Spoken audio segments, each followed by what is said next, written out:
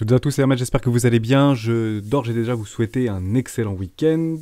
Je posterai cette vidéo donc samedi à 7h du matin. Je ne vais pas faire une vidéo très longue parce que je voulais vous faire une vidéo plutôt sur les top 10, top 15 des meilleurs cryptoactifs des membres. Donc je vais la poster à midi. Celle-ci, elle sera peut-être un petit peu longue parce que j'ai eu énormément de demandes et il y a plein de choses qui sont extrêmement intéressantes. Donc je voulais vraiment prendre le temps de rentrer dans le détail de pas mal de cryptoactifs, même si ça, on peut aller relativement vite, mais ce serait beaucoup trop long si je faisais Bitcoin et d'autres choses qu'on a vues. Et je voulais vous parler un petit peu de cette clôture probable de fin de journée au niveau de Wall Street, qui est pas très fameuse. On sent bien actuellement qu'il y a des grosses baleines qui se battent contre des grosses baleines sur les dérivés et que c'est des pures chasses à la liquidité, de liquidation très massive. On le voit bien sur Google, on l'a vu sur Facebook, on l'a vu sur Amazon également. Hein. Quand vous avez des valeurs technologiques, même si extrêmement valorisées, capitalisées, vous avez des variations d'un jour à l'autre de plus ou moins 10%. C'est bien, il y a quelque chose qui se passe dans la dynamique interne. Et c'est pas le moment en fait de se mettre à levier sur ce type d'actifs. Et même si on a l'habitude, pour les plus expérimentés sur les cryptoactifs, qui ne font bien évidemment très rarement pas de levier, sauf ceux qui sont traders et qui ont une certaine expérience de au minimum 3-4 ans sur les cryptos et qui se sont fait vacciner une sacrée paire de fois, comme on dit. Il faut plutôt prendre du recul, observer, regarder sur des grandes timeframes et voir un petit peu ce qui se passe, et j'aimerais qu'on en parle ensemble. On va commencer Bitcoin, on parlera de quelques valeurs tech, c'est très très intéressant d'en parler et je reviendrai sur le travail de Bruno et d'Eric qui ont quelques mises à jour. On en parle maintenant. Allez, mais avant de commencer, je vous invite évidemment à rejoindre le Discord des rois du marché. Vous trouverez dans la description de la vidéo le lien pour rejoindre le Discord. Vous y trouverez à l'intérieur une documentation et plein d'autres documentations. Je continue encore à travailler sur le lexique des rois. Je vais essayer de le continuer cette semaine, ce week-end, pardon, et continuer à valider vos questionnaires que vous m'avez envoyés. J'en ai plus de 300 encore à valider, donc vous allez passer mon grand frère pour ceux. J'ai suffisamment de questionnaires aujourd'hui pour pouvoir mettre en place des statistiques assez simples et j'aimerais qu'on les échange en live. Ces statistiques, de faire un premier live des rois du Bitcoin, je trouve ça super intéressant, et parler un petit peu de qui sont les membres, on parlera des marchés, on parlera de tout ça, donc c'est prévu, j'espère le faire courant février, mais on en reparle lundi. Donc dans la documentation, vous y retrouvez une stratégie qui s'appelle la stratégie des 4 rois, hein. C'est un petit Google Doc d'une dizaine de pages, vous cliquez, c'est un Google Doc, vous pouvez la télécharger, vous en imprégnez, vous en inspirez pour que vous aussi de votre côté, vous puissiez trouver votre propre style d'investissement, que ce soit sur le moyen, le court ou le long terme, voire très long terme, en sachant que les très long terme sur les cryptoactifs, c'est 5-10 ans.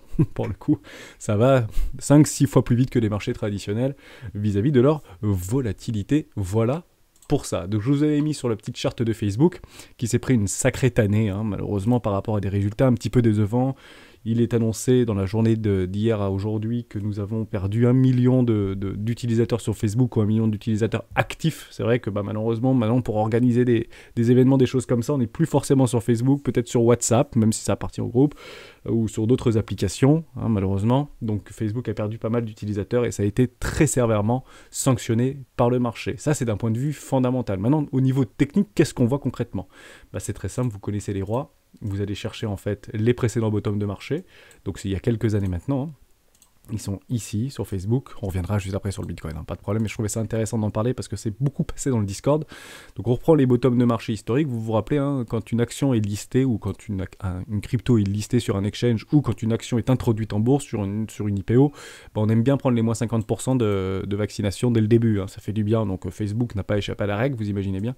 Derrière, on refait un magnifique W en mensuel pour une continuation haussière, retour premier arrêt, retour du précédent V-bottom, ici qu'on avait structuré lors du crack Covid, derrière continuation haussière, magnifique extension d'une pattern ou d'une continuation de tendance en AB égale CD. On va la regarder ensemble, vous prenez les bottoms historiques de marché, regardez ça, hein, je vous le fais en live, je viens juste de le voir, à mon avis on ne doit pas être très très loin. On va chercher ici le précédent retracement, hein, d'accord, un peu profond, et on va le chercher juste en bas, on va regarder quel est l'objectif de prix que nous a donné Facebook. On va regarder ça de suite.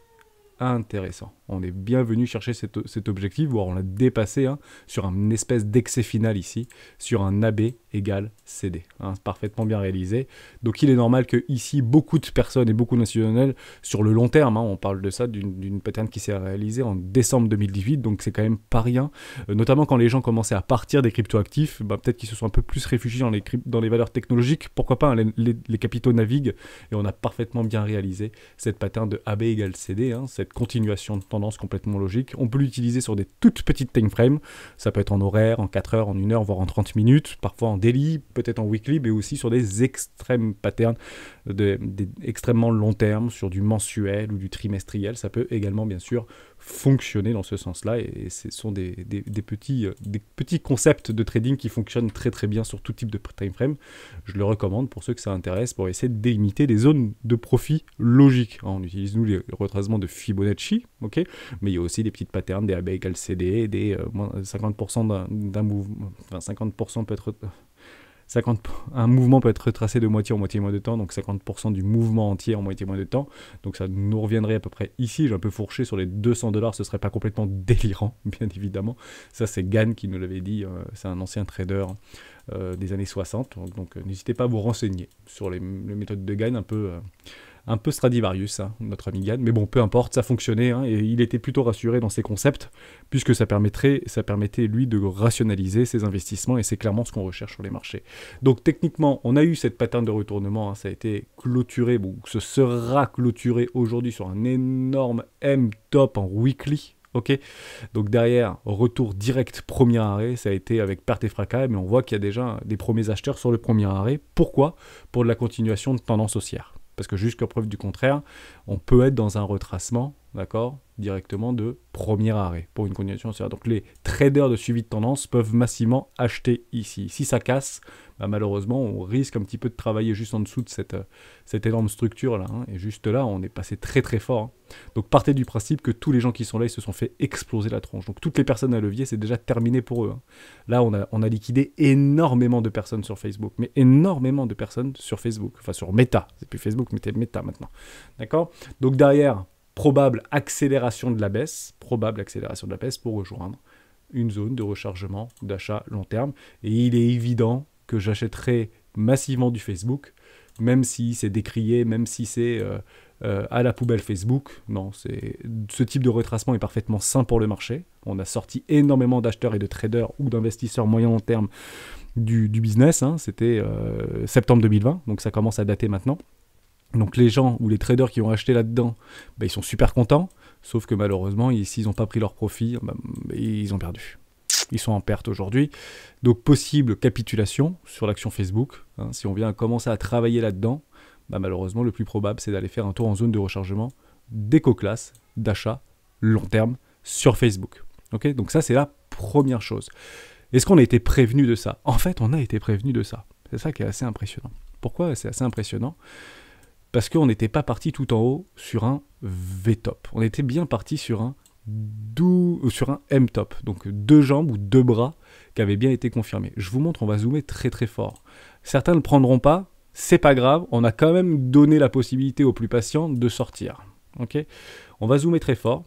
Et en fait, vous voyez juste ici qu'on peut complètement imaginer qu'on a ici un premier bras, ici une ligne de coup, ici un second bras, et derrière la clôture de ce M-top. On est bien d'accord que ça fait ça, ça fait ça, ça fait ça, et on ne vient pas transpercer au-dessus, hein, ok? Et derrière, on vient bien clôturer, juste là, la précédente ligne de coup.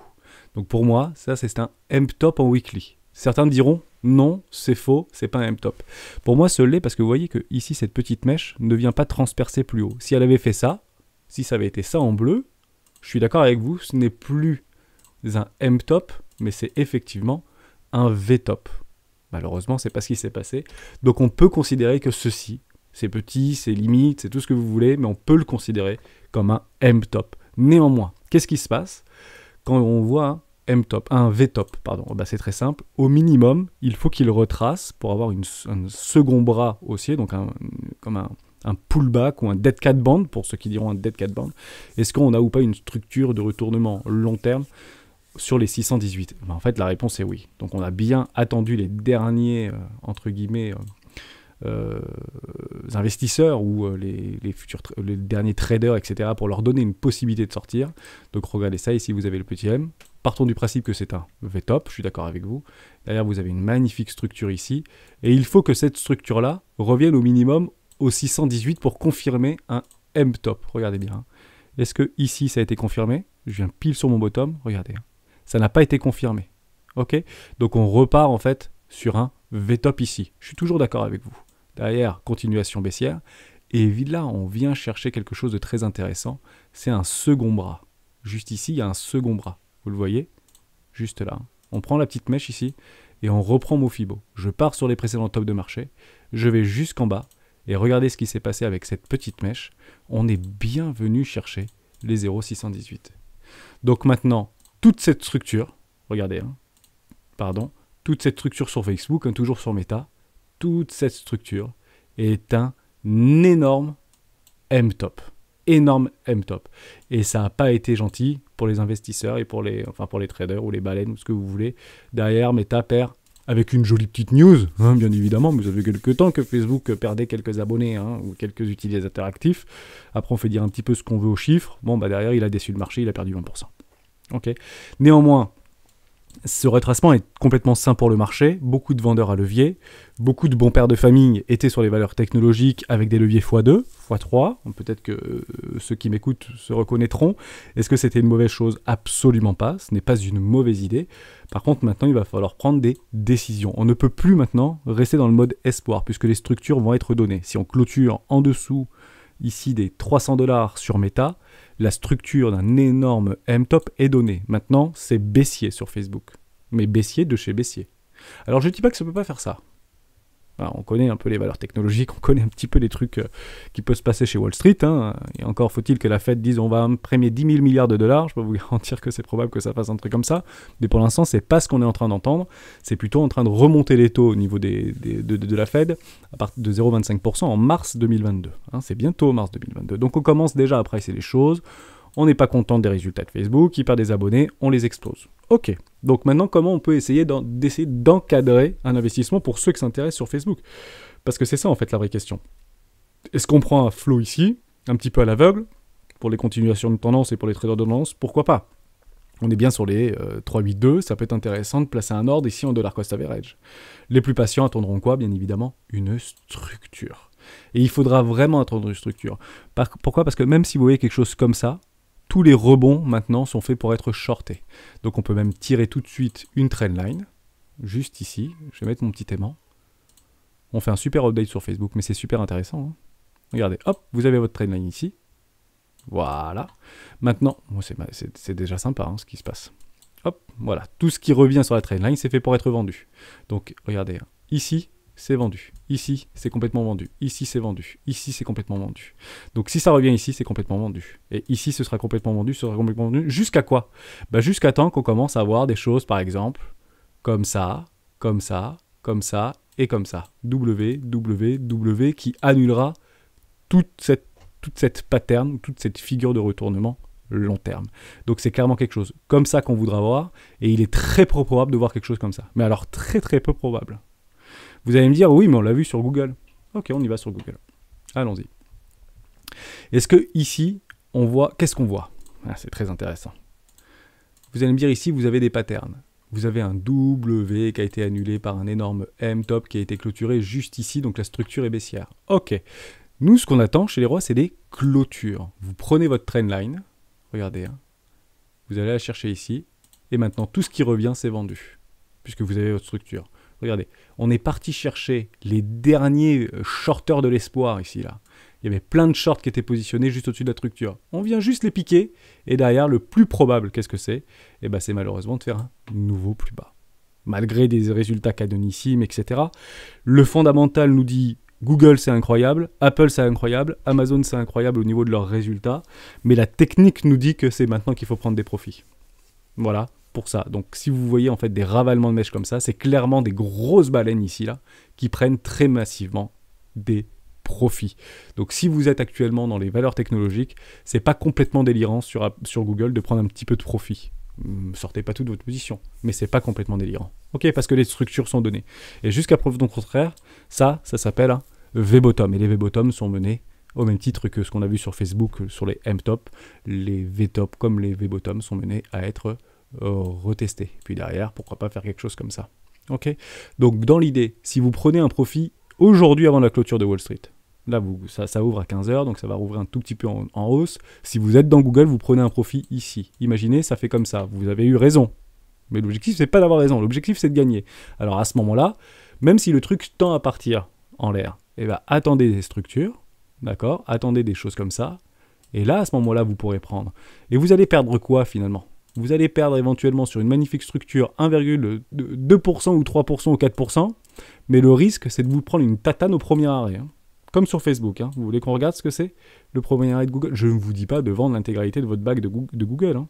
C'est pas du tout ce que je dis. Je suis juste en train de dire, c'est que vous vous exposez sur des niveaux de valorisation tels, sur les valeurs technologiques, à un retracement premier arrêt. Le premier arrêt se trouve ici, à 1874 €. Juste là. On ne parlera pas de Bitcoin par rapport à ses premiers arrêts, puisqu'il les a déjà fait. Il a perdu 57% de sa valeur. Donc c'est bon. Pour le Bitcoin, il a déjà pris sa 5e dose. Lui. Donc vous vous exposez à un risque de moins 34%. Donc soit on prend des profits là, mais c'est ce que font les grosses baleines. Hein. On le sait, on le voit, c'est clairement dans la charte. Il n'y a pas de problème. Il y a clairement des prises de profit massives depuis longtemps hein, sur les valeurs technologiques. Donc si on ne le voit pas maintenant, bah, malheureusement, c'est dommage. Mais ça ne veut pas dire qu'on n'ira pas faire des nouveaux sommets. C'est-à-dire que maintenant, à partir des figures chartistes que nous avons sous les yeux, le plus probable, c'est à minima d'aller chercher un retracement un peu profond. Et pourquoi pas le premier arrêt sur Google au niveau des 1882 $. Vous allez dire, c'est pas normal, c'est pas possible. Ils font des résultats canonissimes, mais l'action tombe tous les jours. Pourquoi l'action tomberait tous les jours ? Je vous explique que c'est très simple. Si personne ne veut voir le cours descendre, comme sur Bitcoin, vous savez, on parle souvent dans les vidéos des rois, bah, y a trop d'acheteurs agressifs, il y a trop de leviers d'achat, etc. Et le prix ou le cours du Bitcoin baisse. Et on se dit, mais c'est pas normal. Oui, mais c'est de la chasse à la liquidité. Donc si personne ne veut voir par rapport aux résultats fondamentaux qui sont exceptionnels sur les valeurs technologiques, les gens ne veulent pas voir le prix descendre. Et ils veulent se refaire parce qu'ils ont pris une tatane. Déjà, tous les leviers sont sortis ici, hein, vous voyez ? Par rapport à ces précédents pics, tous les gens qui étaient ici à levier ils se sont déjà fait exploser. Donc il va falloir se refaire. Ok, bah, il va attendre tout simplement, et dès que ça va baisser, bah, c'est une opportunité, c'est une opportunité, c'est une opportunité. Donc on va empiler les longues et empiler les leviers d'achat sur la descente. Quel est le plus probable quand on empile des leviers d'achat sur la descente ? C'est une accélération de la chute. Premier arrêt. Et après, on regarde ce qui se passe. Mais la structure est donnée. La seule chose pour retourner ça, c'est tout simplement ça. Voilà. On aura un joli W, et à ce moment-là, on dira « Ok ». C'est un peu comme Tesla, rappelez-vous, il y a 6 mois en arrière.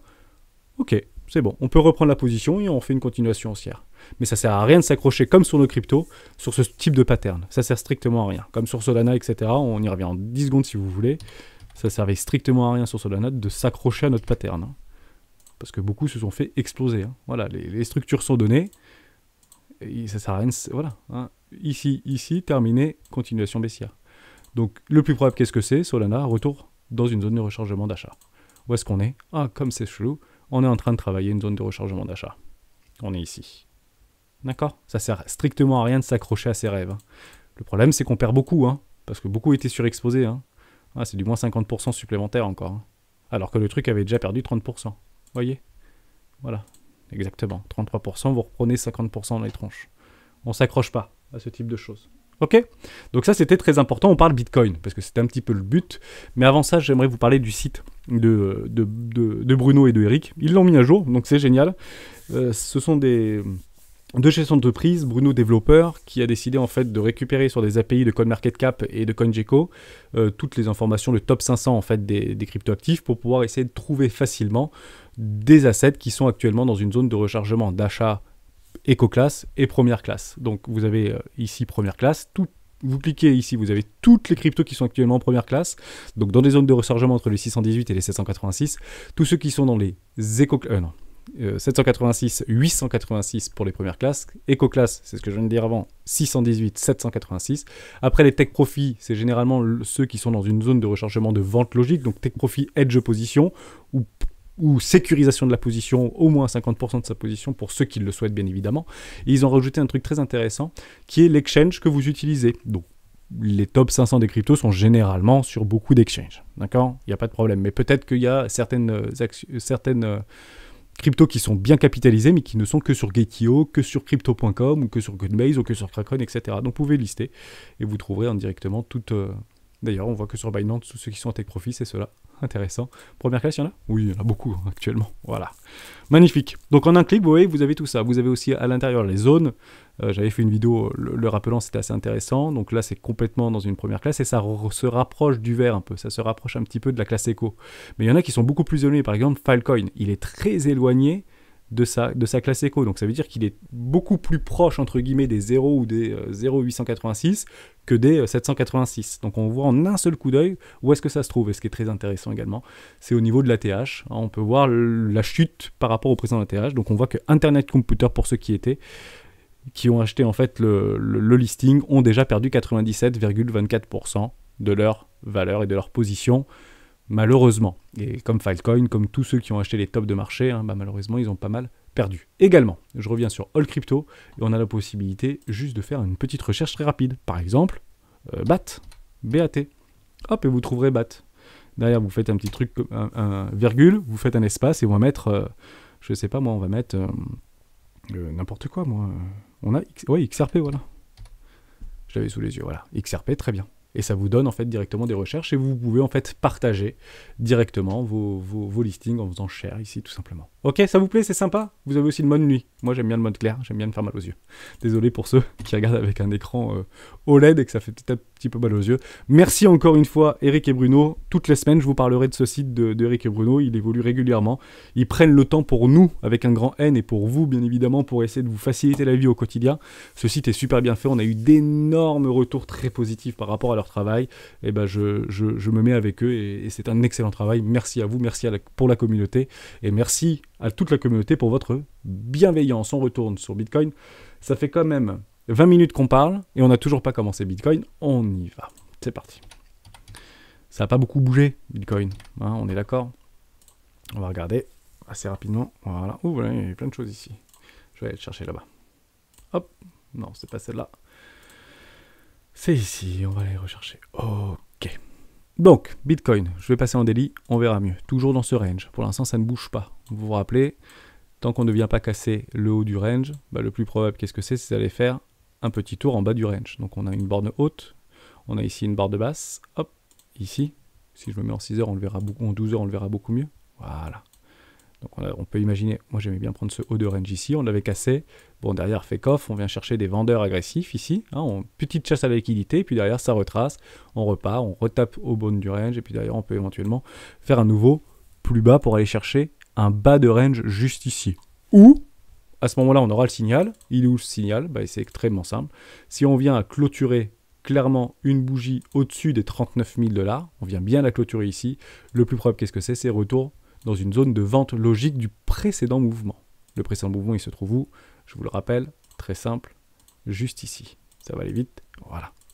Et ici, ce sera éventuellement un hedge opposition, un take profit, ce que vous voulez. Si vous êtes trader, ici, ce serait peut-être intéressant de prendre une toute petite partie de votre position pour ceux qui sont arrivés un petit peu sur le tard ou qui veulent prendre des leviers pour aller chercher là. Donc ensuite, qu'est-ce qui se passe? On attendra bien évidemment une jolie structure et c'est clairement ce qu'on attend chez les rois depuis longtemps. Donc vous voyez, pas beaucoup de personnes ont acheté ici, mais acheter ici, vous avez peur parce que est-ce que je prends des profits maintenant? J'ai fait plus 15%, plus 20%. Non, attendez des structures, ça va faire des choses comme ça et à ce moment-là, vous aurez un super signal ici. On n'est pas à 20% près si on cherche le moyen long terme. Il n'y a aucun problème, mais on attendra ce type de structure. Côté billet momentum, on n'a rien pour le moment. Je vais le reprendre par rapport à mes EMA, je vais me remettre en daily. Pour l'instant, ça commence un petit peu à se rapprocher tout doucement, mais rien du tout. Côté indicateur technique, pour l'instant, on nous dit patience. Voilà, patience sur Bitcoin. On va juste regarder un peu Coinalyse. On voit bien qu'on continue un petit peu à shorter ce mouvement. On voit que ça monte un petit peu. On a le flippening entre les longues, entre les comptes qui sont majoritairement en longue et ceux qui sont en short. Donc il y a plus de shorters sur le très court terme. Là, je suis en 4 heures sur Coinalyse pour l'order flow. Donc on sera patient. Possibilité une petite chasse là pendant le week-end, c'est pas impossible. Voire une petite chasse en bas pendant le week-end, c'est pas impossible non plus. Malheureusement, il faudra vraiment attendre les clôtures. On ne sait pas ce week-end ce qu'il y aura. Peut-être qu'il se passera rien. Toujours 3 solutions, vous savez. Sachant que les mouvements du week-end sont généralement annulés le lundi. Ok, très important. Donc 3 possibilités, soit ça monte, soit ça fait rien, soit ça baisse. C'est toujours pareil, mais on ne le sait pas. Donc attendez les structures et attendez surtout les clôtures, bien évidemment. Donc on est dans une forme de triangle, il y a autant de shorters, entre guillemets, voire un tout petit peu plus de vendeurs agressifs sur le tard que de longues. Par contre, quand on va sur notre Kingfisher, par rapport au cluster de liquidation, là je me suis mis sur FTX, vous avez souvent Sig ou Dastar qui vous postent ça sur le Discord par rapport au cluster sur Binance. Bah, je vous le montre là, moi je suis sur FTX parce que je trouve juste les courbes plus jolies, mais après c'est pas très très grave en termes de véracité de montant, puisque c'est assez similaire sur l'ensemble des exchanges, d'accord. Donc on voit qu'il y a quand même pas mal encore de clusters de liquidation de longue, donc on peut très bien aller les chercher sur les 33 000 $, voire les 30 000 $ ce week-end, faire une petite mèche très profonde ce week-end, qui sera bien évidemment massivement racheté par qui? Par des baleines dans la capitulation du plus grand nombre. On voit toujours sur notre Scalpex qu'actuellement on est toujours en extrême peur, et ça reste en extrême peur, on est sur les 20 mais on est toujours peur, donc on n'achète pas dans la peur, non, on vend dans la peur, hein. Les particuliers, le public vend dans la peur et achète dans l'euphorie. C'est clairement, bien évidemment, ce qu'il ne faut pas faire. Je reviens juste sur mon order book ici, donc c'est tous les ordres. Je vous ai mis sur Deribit, hein, rassurez-vous, il y a beaucoup d'ordres qui attendent actuellement aux alentours des 30, 33 000, 34 000 $. Hein. C'est des clusters, entre guillemets, d'achat qui attendent patiemment, un petit peu moins peut-être sur Binance, je ne sais plus. On va attendre que ça arrive. Donc dans l'idée, bon, ça arrive pas, ça bug un peu. Je l'ai pas. Je vais regarder Bitfinex. Bitfinex, j'y étais juste avant. Voilà, il y a quelques clusters ici, il y a aussi beaucoup de vendeurs, mais bon, ça attendra, quoi. Il y a un petit trou ici, c'est intéressant. Hein, on pourrait peut-être faire une petite mèche ce week-end, une chaîne d'activité, mais honnêtement, celui qui vous dit que ça va partir au nord, que ça va partir au sud, ben c'est pas vrai. Hein, c'est du 50-50, malheureusement, par rapport aux informations que nous avons sous les yeux. Donc patientez. Par contre, la réelle dynamique et le réel signal, ce sera la structure. C'est au niveau de la clôture. Donc en fait, c'est extrêmement simple. Je repasse en 12 heures, comme ça on le verra vraiment très bien. Vous tapez 2 bornes ici, une clôture ici, 39 400 $, si ça clôture ici, en daily, hein, je parle, hein, ou si ça clôture en dessous des 32 937, vous avez la direction. Donc généralement, c'est accélération ou accélération. Voilà. Ça peut aussi faire des fake-off, hein. On peut très bien faire quelque chose comme ça, mais au moins on aura sorti un maximum d'acheteurs. Ça peut très bien faire ça aussi, mais au moins on aura sorti un maximum de vendeurs sur des chèques à liquidité. Mais derrière, il y aura un signal qui sera donné. C'est souvent ce que je vous dis. On a vu sur pas mal de petites crypto-actifs qu'il y avait eu des structures qui avaient été faites sur pas mal d'altcoins, et on voit que ça fait pas de plus bas, hein. Ça tend à rester sur le haut parce que les structures sont données, donc il y a quand même des capitaux qui rentrent sur ces cryptos qui ont donné des structures intéressantes, mais ça on y reviendra à midi pour en parler. Je finis juste sur une dernière chose au niveau du S&P 500. Malheureusement, ça ouvre pas dans l'euphorie là, le S&P. Ça ouvre un petit peu dans le rouge, ok. Et il est à rappeler que si les vendredis sont rouges, S&P, Nasdaq, bah malheureusement les lundis sont généralement rouges. Donc faites attention pour ce week-end au niveau de la volatilité. Même si vous commencez à avoir du Bitcoin partir en l'air, c'est pas le moment d'acheter et de faire des leviers d'achat x100 quoi, ou x10 ou x5. Il faudra vraiment regarder la structure de la bougie weekly sur le S&P 500 et de savoir comment elle va se terminer. Pour l'instant, elle est bleue, donc c'est plutôt positif, et la journée est pour le moment rouge, et il faudra bien attendre cette clôture-là. Si on clôture juste ici en daily aux alentours des... c'est pas beaucoup, hein, pour être tout à fait honnête, c'est très très peu, hein, voilà, 2%, mais si on clôture dans le vert, c'est bien, ou dans le bleu pour moi, mais il faudra vraiment surveiller ça. J'aimerais qu'on clôture avec un petit regain, tout petit regain de volatilité et un petit peu de vert, parce que là actuellement bah, le Nasdaq aussi commence un petit peu à tirer la tronche, donc on attendra tout simplement la clôture. Ça va un petit peu probablement leader le truc du week-end, et souvent à contresens. C'est intéressant. Si en fait on voit du rouge un peu partout, sur les valeurs tech, sur les valeurs du S&P 500 en moyenne, ou sur les indices, ou sur le Nasdaq, on va dire ok c'est baissier. Donc très probablement que Bitcoin va faire peut-être une petite accélération haussière, mais juste de chasse à la liquidité, parce que dans la tête des gens de la majorité ce week-end, et les traders du week-end plus ou moins expérimentés vont se dire bah c'est baissier, donc ça va sortir de toute manière en baisse avec un gap baissier sur le Bitcoin, donc je short. Mauvaise idée. Mauvaise idée. Attendez vraiment vos structures et attendez vraiment vos clôtures. Bien évidemment on finit là-dessus. Sur Bitcoin, c'était sympa, j'ai fait un peu le tour. Voilà, bon, on va rester là-dessus. On se retrouve à midi pour le top 30 ou top 10, top 15 des meilleurs crypto-actifs. Merci à tous d'avoir suivi cette vidéo jusqu'au bout. On se retrouve tout à l'heure dans une prochaine vidéo des rois du Bitcoin. Ciao!